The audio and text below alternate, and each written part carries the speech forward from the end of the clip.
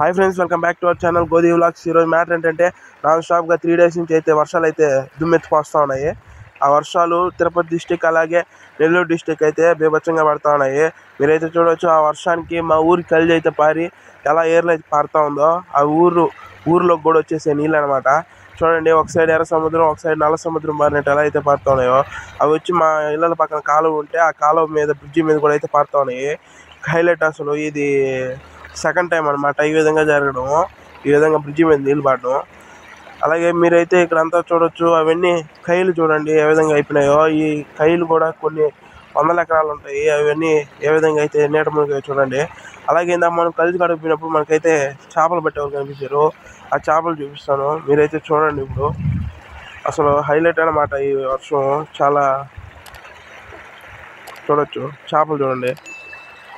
Okay friends, by. ఇలాంటి videos subscribe చేసుకోండి.